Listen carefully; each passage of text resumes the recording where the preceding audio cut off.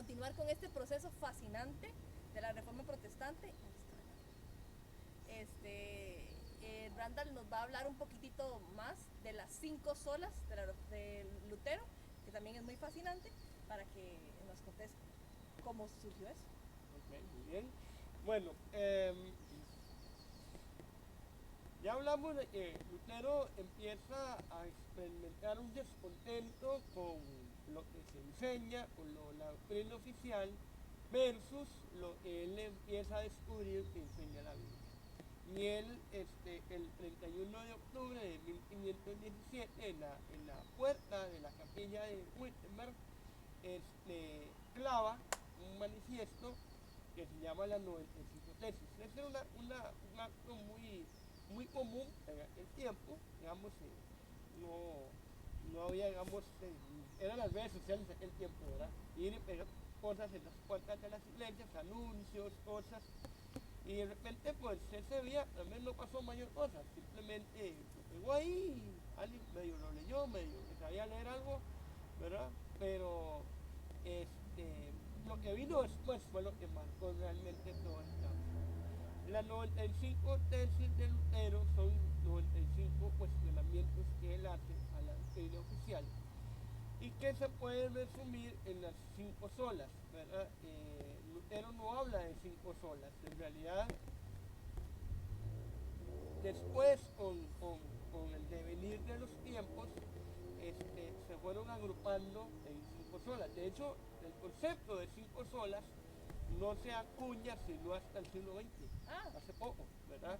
Entonces, pero bueno, vamos a empezar con cada una de ellas. Primero, la sola fe, la sola fide, ¿verdad? La salvación es por fe, ¿verdad? El justo por la fe vivirá. Entonces, la salvación no es por buenas obras, la salvación no es porque yo sea una persona, la salvación no es por el flagelarse, por las penitencias, por nada de eso, es por la sola fe, ¿verdad? Y bueno, ahí lo dice, justo vivirá por la fe. Y Pablo nos enseña que el justo es justificado, ¿verdad? Por la fe, no por obras, para que nadie se gloríe. Nadie puede decir, ¿qué carga que soy yo? Yo me gané la salvación porque yo he tenido una vida inmaculada, nunca he fallado en nada, nunca he pecado en nada, nunca, o sea, nada que ver. Porque todos nacemos bajo pecado.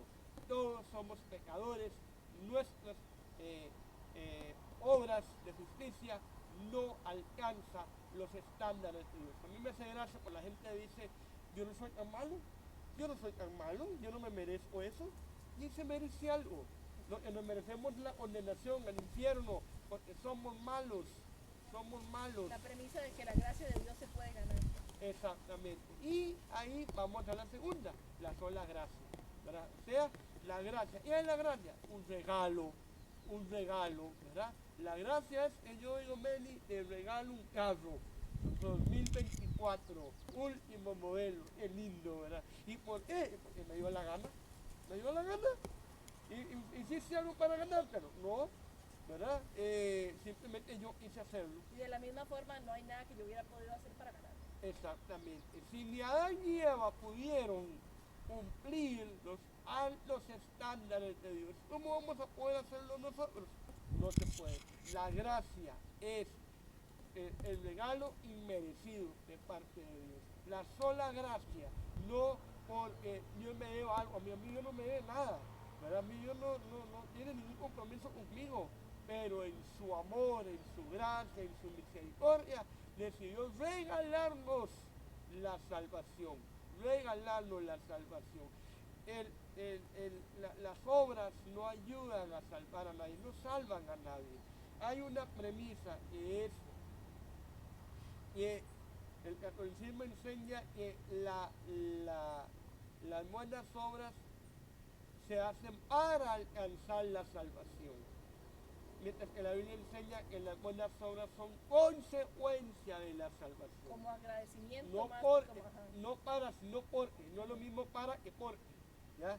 Yo hago buenas obras no para salvarme, porque ya soy salvo, sino porque ya soy salvo, porque estoy agradecido con Dios, porque su amor y su gracia en mí me ha transformado. Pues las buenas obras, porque la fe sin obras es muerta, dice Santiago, pues no solo vale decir, ay, yo tengo mucha fe, ay, ¿cómo la demuestra? Con nada, yo nada más tengo fe.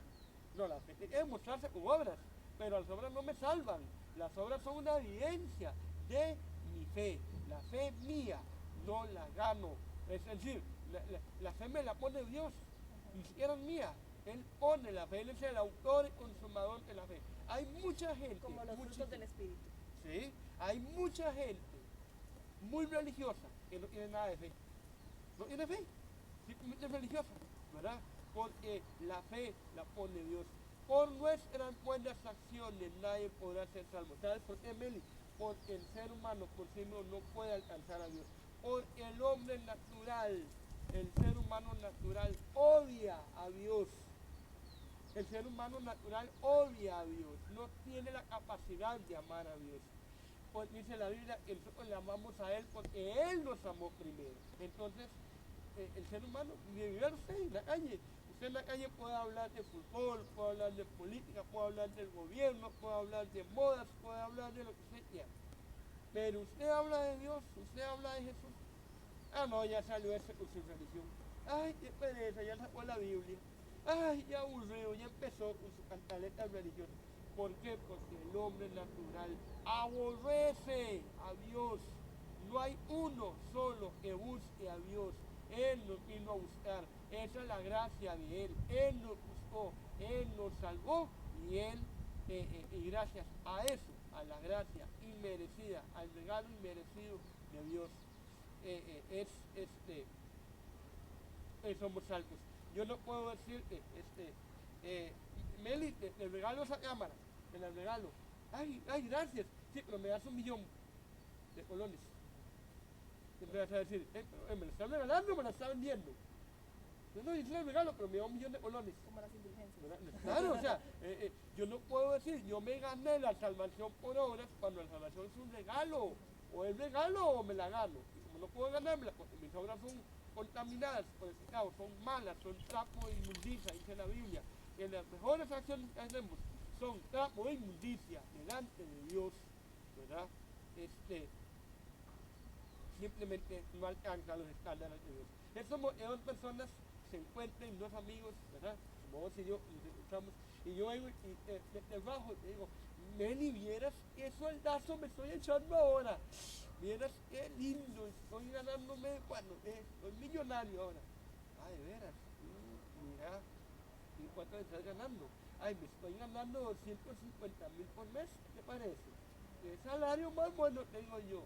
Y vos, ¿cuánto le ganás? Y vos me decís, no, yo me gano 3 millones, ¿verdad? Entonces, según yo, mi salario es buenísimo, pero comparado con el tuyo, nada que ver. Entonces igual, según uno, yo hago buenas obras, Dios está agradecido conmigo por todas las buenas obras que yo hago. Ajá, pero el estándar de Dios no es este. Entonces no llego ni con garrocha. Entonces, para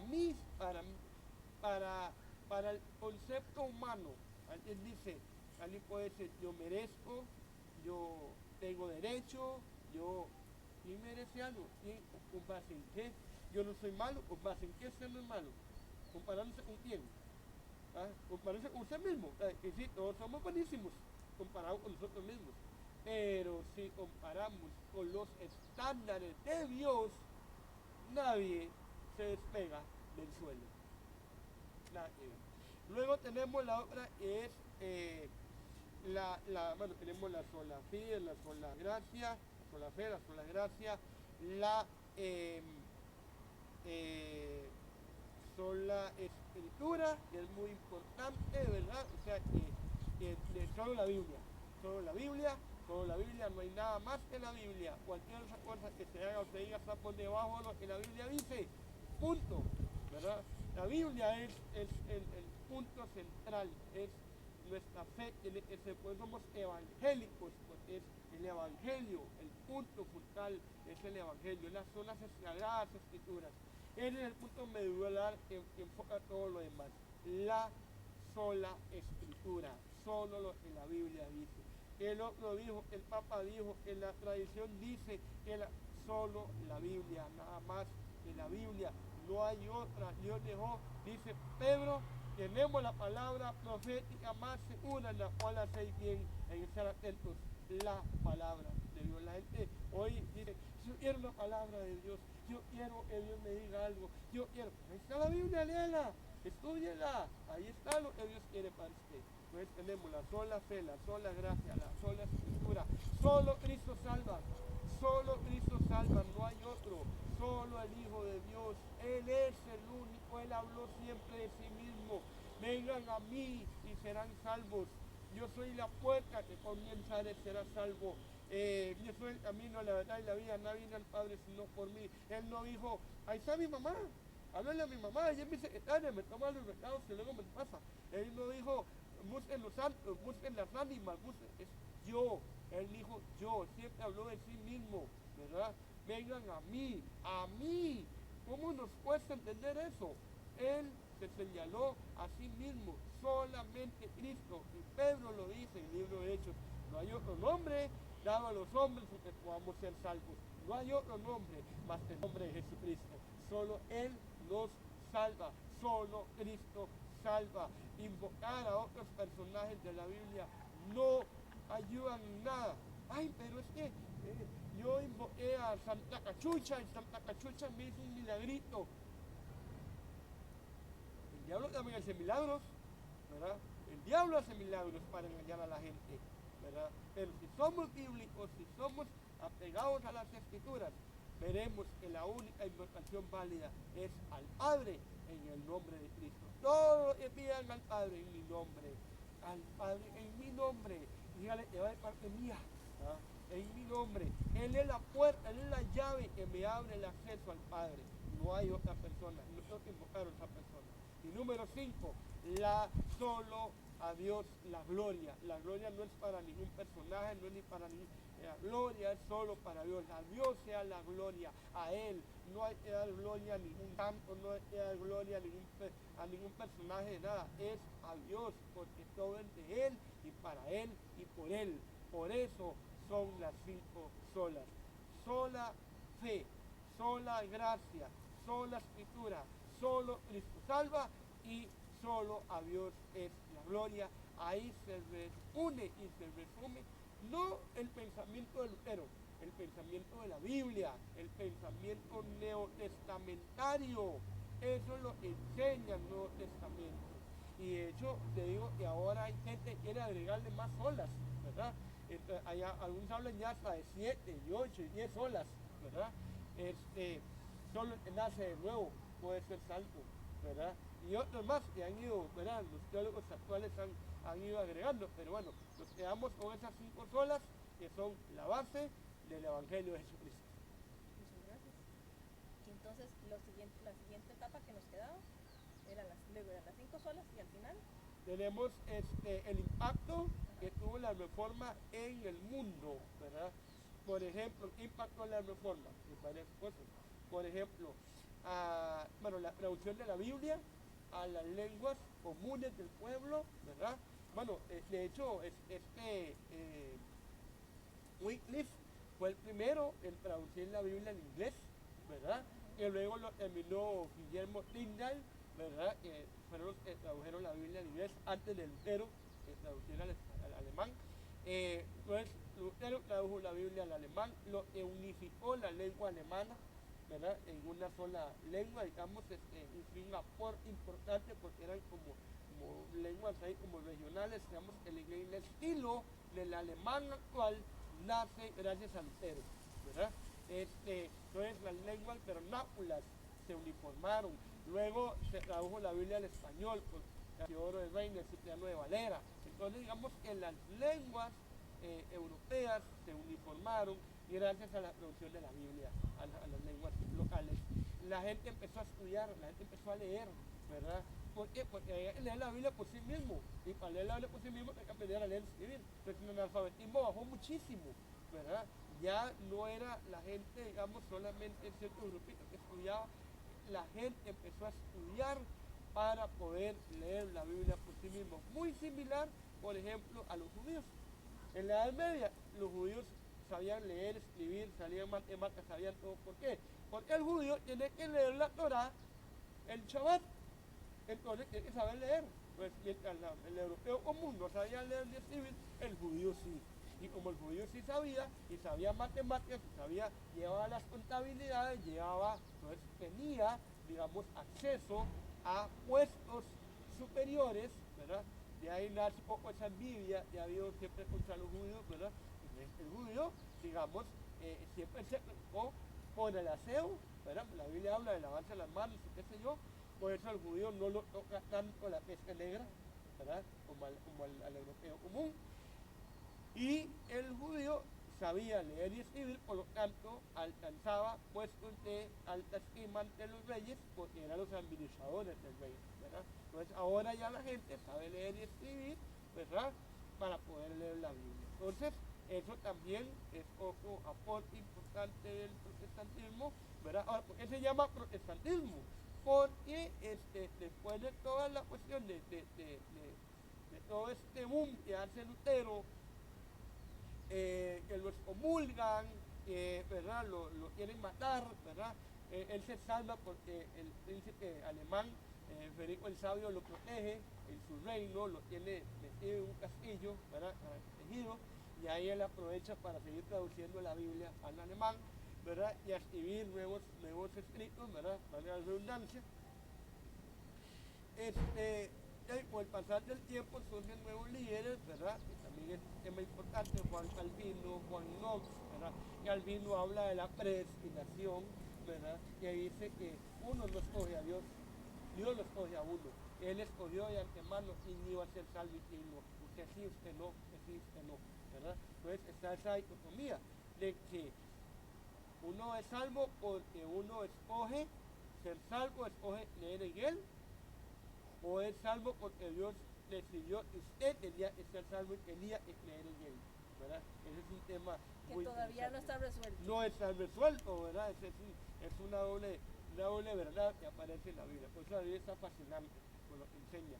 Entonces, aparecen nuevos líderes como Calvino, como Juan Knox, como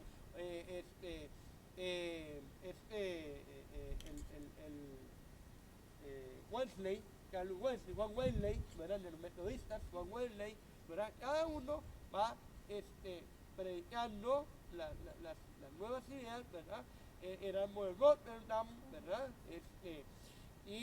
Por ejemplo, Juan Calvino, la ciudad de Ginebra, en Suiza, la cristianizó de tal manera que en Ginebra en algún momento ya no habían prostitutas, ya no habían bares, ya no había robos, ya no había indigentes, ya no había, era una ciudad casi perfecta, paradisíaca, idílica, porque todos se ajustaban a lo que la Biblia enseñaba, ¿verdad? Pero luego viene, digamos, entre tanta controversia y ahí empiezan a haber guerras religiosas, la guerra de los campesinos, por ejemplo, la guerra de los 30 años, ¿verdad? Entre católicos y protestantes, ¿verdad? ¿Por qué? Porque eso tiene un matiz político, porque los príncipes alemanes dijeron, bueno, ahora con este Lutero nos libramos de los impuestos que hay que pagarle al Papa. ¿Nos sirve? Nos sirve revelándose. Entonces, unos empiezan a apoyar a Lutero, otros siguen fieles al Papa, y entonces en la dieta de, creo que no me acuerdo el nombre ahorita, Espira, creo que se llama, se acuerda que cada príncipe decide cuál quiere seguir, y los habitantes de su principado tienen que seguir la religión del príncipe. Si el príncipe dice, yo voy a ser luterano, pues todos van a ser luteranos aquí. Si el príncipe dice, yo voy a seguir siendo católico, todos tienen que ser católicos aquí. Pero 3 años después, en 1529, se revoca ese acuerdo, ¿verdad? Y dice, no, esto no va a ser así, y ahora todos vamos a seguir fieles a la religión oficial. Entonces los seguidores de Lutero protestaron contra esa revocatoria, y desde entonces se le empezó a llamar protestantes. Los que protestaron el cambio de acuerdo, ese cambio de ese acuerdo que había, para que cada quien siguiera la religión que quisiera, ¿verdad? Entonces, ya para más adelante. Eso quiere decir que a ellos les debemos la libertad religiosa. Sí, también, ¿verdad? Ya, porque, ya era un proceso irreversible. Ese fue un incendio que no se pudo apagar, ¿verdad? No se pudo apagar. A Lutero lo excomulgan, Lutero quema la excomunión, la bula, la quema, o el Papa, mire, todo ¿verdad? Y entonces, él no quiso abandonar la iglesia católica, él no quiso vivir la iglesia, pero simplemente la iglesia no tuvo la capacidad de responder sus argumentos, sus inquietudes, no tuvo la capacidad, no tenía cómo. Entonces, claro, él se vio forzado a salirse y la gente empezó a seguirlo, ¿verdad? Y llegaron a excesos como llegar y apedrear iglesias católicas, a tirar al suelo imágenes de santos, toda esa cuestión, ¿verdad? Y Lutero se enoja y dice, no, yo no estoy pidiendo eso. Yo en ningún momento les dije que hicieran eso, ¿verdad? La fe sin amor no vale, ¿verdad? Entonces, ¿verdad? Y tuvo que calmar a sus propios seguidores. Entonces, todo esto, la reforma luego va a llevar a, por ejemplo, va a influir directamente, por ejemplo, años después, en la independencia de las 13 colonias de Norteamérica, en la Revolución Francesa. ¿Por qué? Porque la Revolución Francesa va a ser propia la idea de que todos los hombres somos iguales en la ley. Lutero dice, la Reforma dice, todos somos iguales ante Dios. Entonces, esa idea la vamos a llevar hasta la Revolución Francesa, ¿verdad? Porque hasta ese momento habían privilegios para los nobles, para los reyes, para los príncipes, y el resto del pueblo no tenía privilegios. Y la Revolución Francesa dice, no, la ley tiene que ser igual para todos los hombres, para todos los seres humanos, ¿verdad? Y esa es una idea que nace de la Reforma, ¿verdad? Igual también la colonización de Norteamérica, con los quienes eran perseguidos en Europa por sus ideas religiosas, ¿verdad? Los peregrinos, ¿verdad?, que llegaron a Norteamérica, igual a crear pues ciudades, pueblos basados únicamente en la Biblia, ¿verdad? Entonces, los primeros migrantes a Norteamérica eran protestantes, ¿verdad?, que querían vivir con las normas de la Biblia únicamente, ¿verdad?, sin persecuciones religiosas de ningún tipo, ¿verdad? Pero luego, años después, cuando ellos ven todos los abusos del inglés, del rey Jorge de Inglaterra, se rebelan, ¿verdad? Y hablan de eso, que Dios creó a los hombres con derechos inalienables, irrenunciables. Esa es una idea de la Reforma también, ¿verdad? Y entonces ellos, amparados en eso, dicen, nosotros vamos a revelar al rey de Inglaterra, nosotros vamos a ser independientes a partir de ahora. Y entonces, por último, podemos decir que el impacto de la Reforma es que desarrolló el capitalismo, ¿verdad? La idea del amor al trabajo, el esfuerzo propio, porque el trabajo era mal visto en la Edad Media, ¿verdad? Los nobles, los de sangre azul, ¿verdad?, no trabajaban, ¿verdad? Y entonces, claro, sangre azul, se cortaba el dedo, salía roja la sangre, pero no había sangre azul, ¿verdad? Entonces, la idea del trabajo, la idea del esfuerzo, la idea de luchar por crear mi propio emprendimiento, como se dice ahora, emprendimiento, ¿verdad? Son ideas reformadas, son ideas protestantes, ¿verdad? Y no es casualidad que los países protestantes hoy son los países más ricos del mundo. En cambio, los países católicos, como los latinoamericanos, seguimos hundidos en la pobreza y en el atraso, ¿verdad? Entonces, ahí hasta el día de hoy vemos las diferencias que hay o el impacto que ha alcanzado la reforma protestante a lo largo de la historia. Entonces nos lleva al último tema, la iglesia hoy.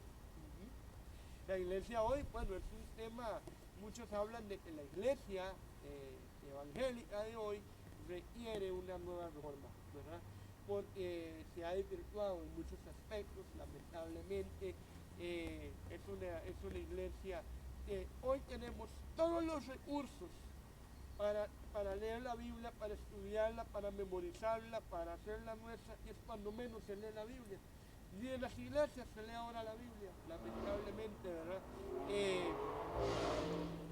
Donde hoy, por ejemplo, muchos se dedican a predicar otro evangelio, que no es el evangelio de Cristo, ¿verdad? Otros evangelios que son el evangelio de la prosperidad, que todos tenemos que ser ricos y tenemos que ser prósperos y que la prosperidad, y eso viene incluso de la iglesia reformada, de los calvinistas, ¿verdad? Porque los calvinistas decían que la forma de demostrar que yo había sido elegido por Dios para ser salvo era que me fuera bien aquí en la tierra. Si yo prosperaba aquí en la tierra, eso era una señal de que Dios me había escogido para ir al cielo. Si yo no prosperaba en la tierra, y pues salado, te va para el infierno, no fue escogido por Dios. Y entonces eso, digamos, fue como la primera señal, digamos, del evangelio de prosperidad que hay ahora. Una visión muy, muy mercantilista de la salvación. Correcto. Entonces ahora vemos mega iglesias, ¿verdad? Dios nos mandó a hacer mega iglesias, ¿verdad? Unos templos monstruosos, grandísimos, eran despilfarros de dinero, pastores multimillonarios. Nuestra América Latina, pobre y subdesarrollada, no puede permitirse pastores millonarios. No puede permitirse pastores millonarios. No es ético, no es moral, eso no es moral. Estamos cayendo en el mismo error de la venta de indulgencia, la venta de la salvación. Pacte con Dios, de tantos dólares por mes, aquí y allá, ¿verdad? Si no das, Dios te condena. Si no das el diezmo, Dios te condena. El diezmo no es para la iglesia. Hoy no debería existir el diezmo. Punto. Porque el diezmo era para los judíos y en la Biblia aparecen 3 tipos de diezmos. 3 tipos de diezmos. En la iglesia solo se habla de uno y los otros dos no. Qué bonito, ¿verdad? Entonces, no, o sea, el estudio sistemático de la Biblia se practica en muy pocas iglesias, lamentablemente, porque hemos interpretado mal. Y hay gente que dice, por ejemplo, pasaje que la letra mata, que mucha letra no, que la letra mata, más el espíritu vivifica. Entonces no hay que estudiar teología, no hay que estudiar la Biblia, es como el Espíritu Santo fue un trance ahí que le va a revelar a uno todo la Biblia. Sí, la letra mata la ignorancia, ¿verdad? Eso sí.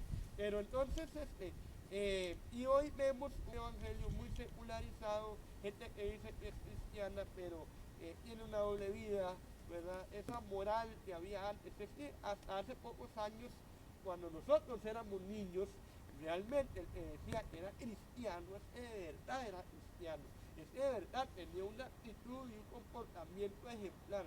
Hoy mucha gente dice, sí, yo soy cristiano, sí, yo voy a la iglesia, pero dice malas palabras, dice vulgaridades, se presta para cosas indebidas, tiene amantes, ¿verdad? Hace cosas que no están correctas, son pecados, así, pecado, ¿verdad? Delante de Dios se llama pecado, y eso es lo que no debemos de aceptar en las iglesias. Hoy pastores muy complacientes que, no, Dios es el que juzga, yo no juzgar a nadie, Dios es el que juzga, ¿verdad? No, el pastor no puede permitir pecado dentro de la iglesia, no puede permitir actividades y actitudes mundanas dentro de la iglesia, porque somos diferentes, tenemos que diferenciarnos del mundo en nuestra forma de hablar, en nuestra forma de vivir, en que rechazamos las modas, las cosas que no proceden de Dios. ¿Para qué ponerse a hacer cosas que no están avaladas por la Biblia, que no tienen sustento bíblico? Y ahí vemos el sectarismo, en las sectas que han surgido en los últimos 150 años, como, bueno, sabemos los testigos de Jehová, los mormones, los adventistas, el séptimo día, la ciencia cristiana, la luz del mundo. Todos esos grupos surgieron, ¿por qué? Por no estudiar bien la Biblia, por querer decir a la Biblia lo que yo quiero que diga y no lo que ella realmente dice. Si yo hago a la Biblia decir lo que yo quiero que diga, eso se llama exégesis. Pero si yo digo, si yo dejo que la Biblia hable sola, que ella sea la que hable, eso se llama exégesis, ¿verdad? Hacer exégesis correcta, un estudio sistemático de la Biblia, qué es lo que la Biblia enseña, cómo lo enseña, para quién lo está enseñando, si él está diciendo, se lo dice a los judíos, se lo dice a la iglesia cristiana o se lo dice al mundo. Tengo que saber diferenciar a quién se lo dice, en qué contexto lo está diciendo, para qué lo está diciendo, y no simplemente, por un lado, aferrarse a versículos por aquí y por allá, sin contexto, o simplemente inventar cosas, ¿verdad? Yo veo, por ejemplo, un patrón que se ve en casi todas las iglesias. Vienen, abren la Biblia, leen 3 versículos y el resto, los 57 minutos restantes de la prédica, son opiniones personales del pastor, de fútbol, de aquí, de allá. Yo hablaba de un montón de cosas, ¿verdad? Que parecía esa Cantinflas ahí hablando, Cantinflas, ¿verdad? Y no una persona, un estudioso serio de la palabra. Entonces, esas cosas, pero eso depende de nosotros, de la gente. Cuando nosotros, los creyentes, seamos exigentes con no exigir perfección, porque eso no existe. Los pastores son seres humanos que se equivocan también, tienen debilidades, tienen luchas igual que nosotros. No, exigir que lo que se nos está enseñando es lo que la Biblia realmente enseña, como los de Berea, que dice la Biblia, que llegaban a la casa y revisaban en las escrituras si lo que se había enseñado era lo que realmente estaba escrito y no eran inventos de alguien por ahí. Eso es lo que nos falta cuando nosotros como iglesia seamos exigentes con el estudio de la palabra, entonces habrá un cambio. Cuando nosotros nos preocupemos por reflejar a Cristo, no solo por decir que somos cristianos, sino reflejarlo a Él en todo lo que hagamos, en todo lo que pensemos, en todo lo que actuemos, entonces ahí veremos una verdadera iglesia. Y no lo que, repito, que sucede ahora, muchos se hacen llamar cristianos, pero no tienen nada de cristianos realmente, son personas que, como dice la Biblia, ¿verdad?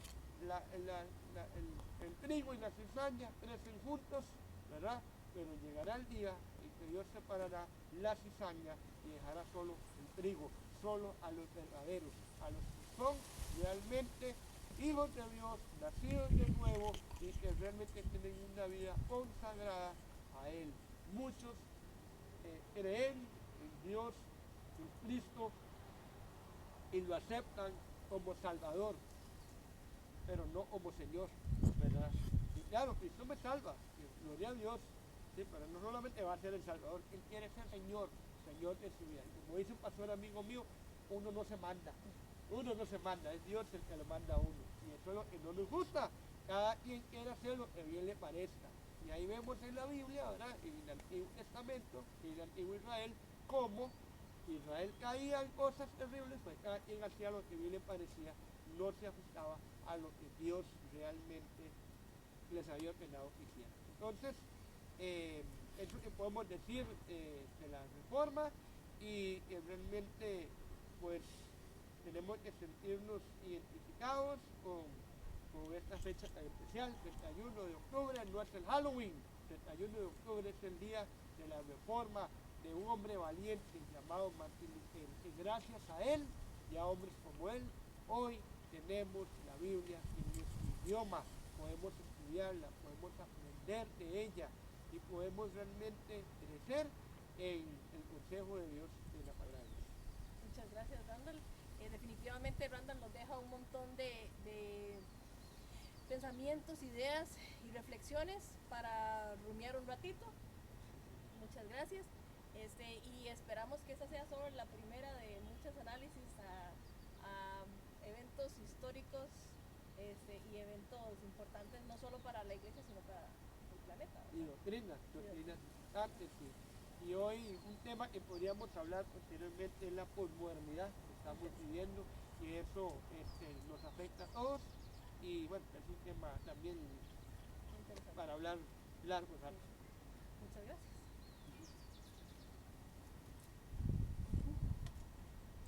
Yo creo que estuve viendo ahí esa hojita, ahí estuvo tapando la cámara mucho rato. Bueno, es que como tenemos dos cámaras, ¿verdad? Ah, bueno. Salva. Esa es la ventaja que teníamos dos cámaras, ¿verdad? Por eso le hicimos